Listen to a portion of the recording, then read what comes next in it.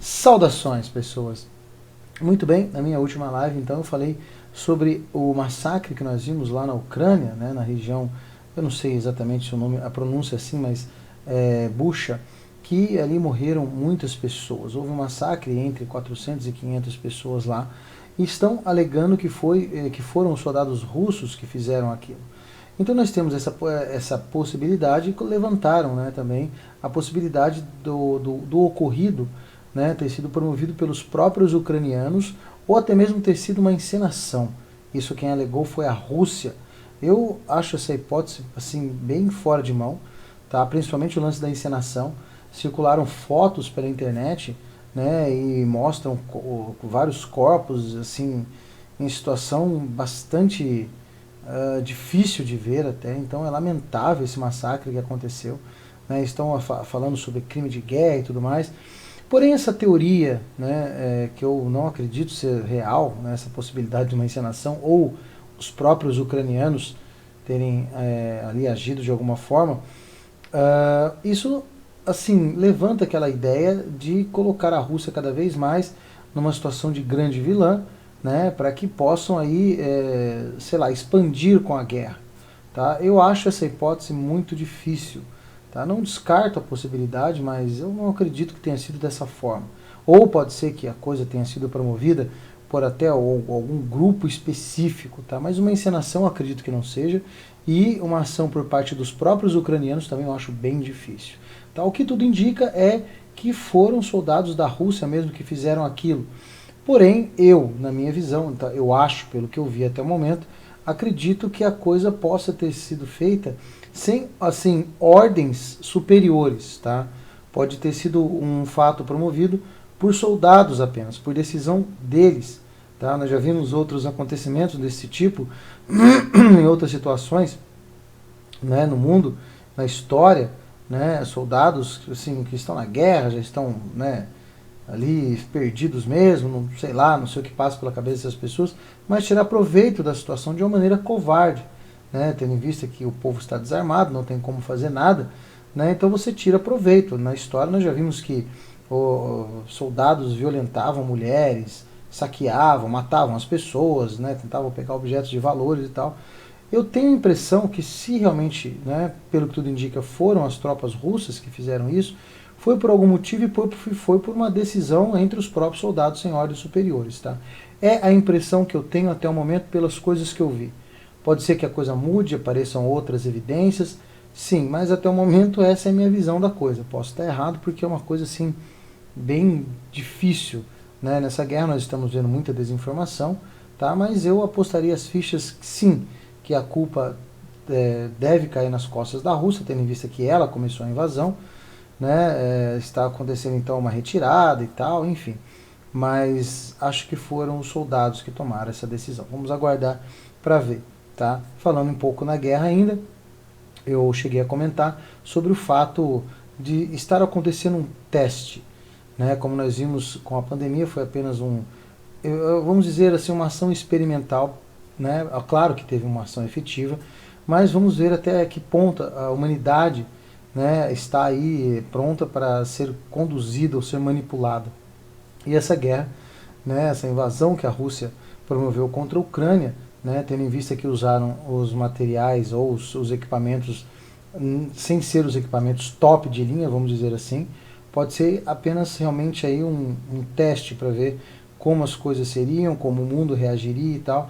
Então, assim, também tenho essa desconfiança. Vamos aguardar para ver o que mais aparece sobre essas situações de guerra. É triste, né? Devemos rezar para essa situação, porque é algo realmente lamentável. As imagens são feias e esse massacre realmente é assim, algo terrível e lamentável.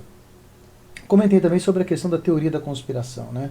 Essas conspirações aí malucas, como muitas pessoas no início desse conflito, que já tem aí um pouco mais de um mês e 10 dias mais ou menos, né? Falando que poderia ser tudo uma encenação, tudo mentira, né? Então, assim, é complicado essa situação de tudo ser uma teoria da conspiração e as pessoas estarem abraçando sempre teorias da conspiração, porque você acaba vendo que as pessoas abraçam qualquer teoria da conspiração de conspiração mas fazem isso por medo de serem consideradas pessoas burras, né? Porque viram que foram enganadas durante muito tempo aí pelos revolucionários e agora tem esse medo de cair em outra, né, em alguma outra coisa, e também tem um pouco de vaidade nisso. Então você abraçar a teoria da conspiração faz com que você seja diferente, faz com que você pareça, você acaba parecendo uma pessoa que está mais aprofundada, que vê além daquilo que está acontecendo e tudo mais. E isso é bastante assim ruim, tá? Isso prejudica bastante porque nem tudo realmente existe uma certa complexidade. Muitas coisas é aquilo que nós estamos vendo. Já falei sobre isso várias vezes, é importante ressaltar porque nós estamos numa era assim de muita mentira e uma confusão absurda. E essa confusão sempre favorece os nossos opositores que têm condições de apresentar um suposto caminho verdadeiro, né? Então, nós devemos ficar atentos a isso. Nem tudo é teoria da conspiração. Muitas pessoas ficam buscando essas teorias para se sentir melhor do que as outras pessoas, não passarem por burros, né? E até mesmo tentar, sei lá, salvar a própria pele, etc, etc. Mas não é bem assim que a coisa funciona. Eu detalho um pouco mais sobre isso na minha live, né? E também fiz comentários sobre essa situação envolvendo a Miriam Leitão, sobre a questão da suposta tortura que ela sofreu no passado, né, que realmente o que vale é a palavra dessas pessoas, né? Esses esquerdistas, eles falam que sofreram isso, sofreram aquilo, mas muitos assim não apresentaram e não existem provas de supostas prisões e determinadas torturas, né, que eles alegam, apenas o que vale é a palavra deles. E aí, nessa questão, né, sobre a suposta tortura, Eduardo Bolsonaro falou, né, fez ali desmereceu essa suposta tortura. É uma coisa que eu também não aprovo, até pela responsabilidade, né, que tem nas costas um político que é filho do presidente, que é um presidente extremamente visado, né, para ser derrubado. Então acho que isso exige um pouco mais de responsabilidade. Tá? Tudo bem, pode ser que seja mentira, nós sabemos que quem são os nossos opositores são mentirosos, etc, etc, mas eles têm um grande poder de ação. E essas palavras acabam dando munição para os opositores e quem acaba sendo atingido é o Bolsonaro. Né? Então eu acho que por mais que os nossos inimigos sejam mentirosos, nós estamos numa guerra que nós estamos em desvantagem e a estratégia é fundamental.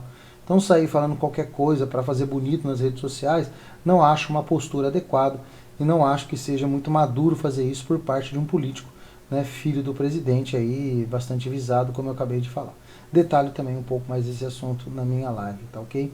Para fechar, eu falei um pouco sobre essa questão dos petistas, né, dos esquerdistas invadirem um supermercado, né, lá em meio a uma manifestação que estavam fazendo. Assim, manifestantes, entre aspas, que chegaram de ônibus fretado, né, olha só que interessante. Enquanto nós precisamos aí gastar do nosso bolso para ir em manifestações, etc., as pessoas têm ônibus fretado para fazer esse tipo de coisa. Então, invadiram tempos atrás igrejas, invadiram uma outra igreja, agora invadem supermercados, e nós temos que prestar atenção nisso. Tomar cuidado para não subestimar o nosso opositor, não menosprezar os nossos inimigos, até porque as pessoas acham que todos estão desesperados, né? Entenda uma coisa, os militantes ponta de lança acabam entrando em desespero, mas os cabeças, eles não têm esse mesmo desespero. Já falei sobre isso, eles não entram debaixo da cama e ficam chorando.